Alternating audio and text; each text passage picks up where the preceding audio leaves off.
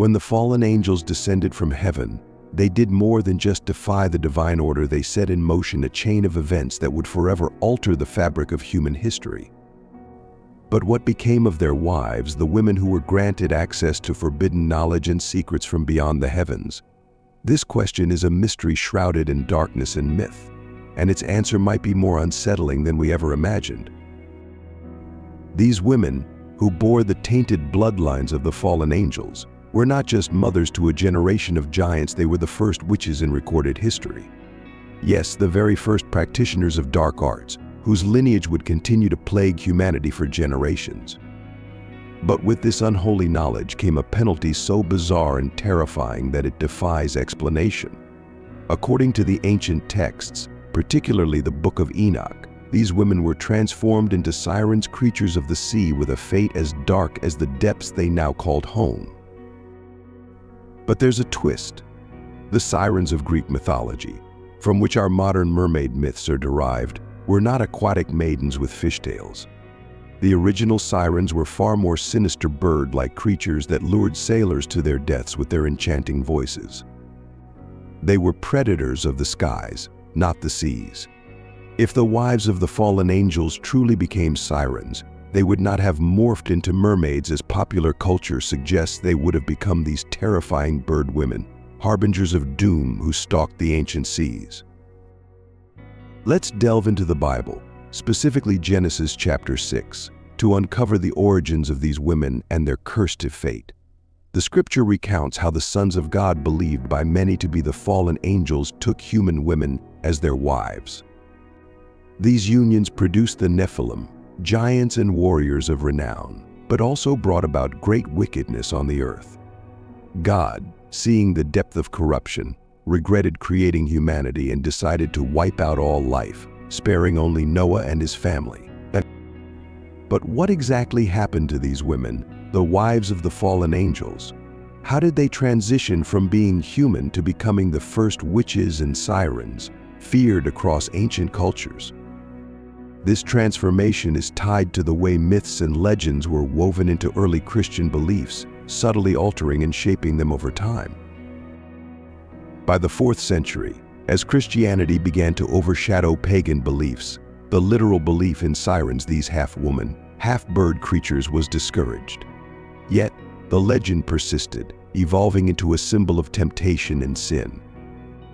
In ancient Greek art, sirens were depicted as birds with female heads, adorned with feathers and scaly feet. Later, they were portrayed as women with bird legs, sometimes with wings, playing musical instruments to ensnare their victims. The Byzantine Encyclopedia Suda, written in the 10th century, describes sirens as sparrows from the chest up and women below, or small birds with women's faces.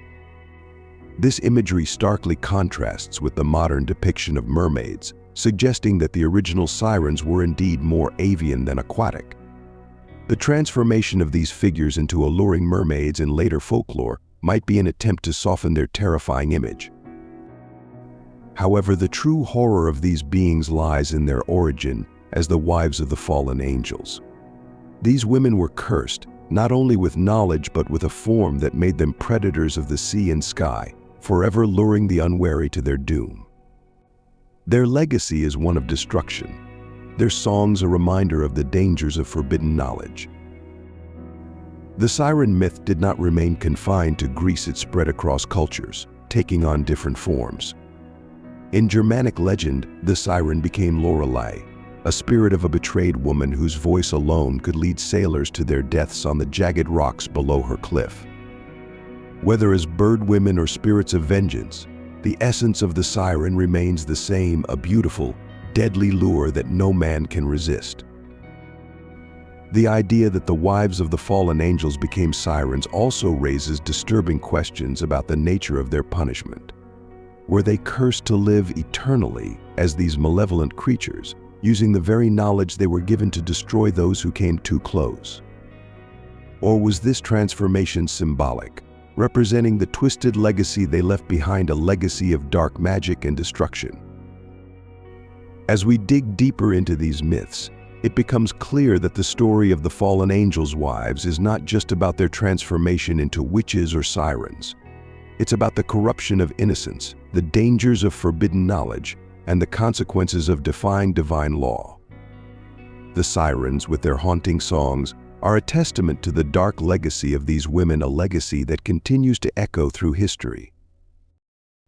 In the end, the wives of the fallen angels did not just become mythical creatures, they became a symbol of humanity's darkest fears. Their story is a cautionary tale of what happens when divine boundaries are crossed and sacred knowledge is misused. They are a reminder that some secrets are too dangerous to be known, and that the pursuit of power often comes at a terrible cost. So when we think of sirens, we should not just think of them as mere myths or legends. We should remember them as the tragic, cursed figures they truly are: the first witches, the mothers of a generation lost to darkness, and the eternal embodiment of temptation and ruin. Their voices, whether in the air or beneath the waves, are a warning: beware the allure of the unknown, for it may lead to your undoing.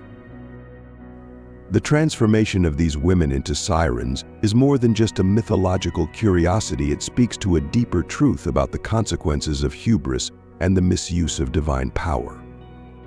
The wives of the fallen angels, once human, became something far more terrifying: creatures who embodied the perils of forbidden knowledge. They were cursed to live out their existence as beings of both land and sky, forever singing songs of doom and leading the unwary to their demise. In examining the role of these sirens across various cultures, we see how their story evolved and adapted to different societies. In the Greek tradition, sirens were initially depicted as chthonic deities, representing the dangers that lurk in the wild and untamed parts of the world. They were seen as intermediaries between life and death, their songs a seductive but deadly call that could lead one away from the safety of the known world and into the perilous unknown. As these myths were integrated into Christian theology, the sirens became allegories for the dangers of sin and temptation. The early church fathers often warned against the seductive power of sin, comparing it to the siren's song, sweet and alluring, but ultimately leading to destruction. This is particularly evident in the writings of figures like Clement of Alexandria and Origen, who saw the sirens as representations of the worldly pleasures that could lead Christians astray. The Germanic legend of Lorelei offers another perspective on the siren myth. Lorelei was said to be a beautiful woman who, after being betrayed by her lover, threw herself into the Rhine River and was transformed into a siren. Her spirit was said to haunt the cliffs above the river, singing a song so beautiful that it would cause sailors to crash their ships on the rocks. This version of the siren myth emphasizes the themes of betrayal and revenge, adding a layer of tragic human emotion to the story. In some versions of the Lorelei legend, she is described not just as a spirit, but as a woman who had been wronged and who used her voice to exact vengeance on those who had wronged her. This interpretation brings the story closer to the original tale of the fallen angels' wives, who were also wronged, albeit in a different way, by being drawn into a world of dark knowledge and forbidden power. Returning to the biblical narrative, the story of the fallen angels and their human wives can be seen as a cautionary tale about the dangers of transgressing divine boundaries. The Nephilim, the offspring of these unions, were giants who spread violence and corruption across the earth, leading to the Great Flood that wiped out most of humanity. The transformation of the women into sirens represents another aspect of this punishment, a transformation that turned them into symbols of danger and destruction. The Book of Enoch, though not included in the canonical Bible, provides a detailed account of the fall of the angels and the consequences of their actions. It describes how the angels, led by Samaza, descended to earth and took human wives, teaching them forbidden knowledge in the process. This knowledge included the arts of war, cosmetics, and sorcery skills that would lead humanity further away from the divine path.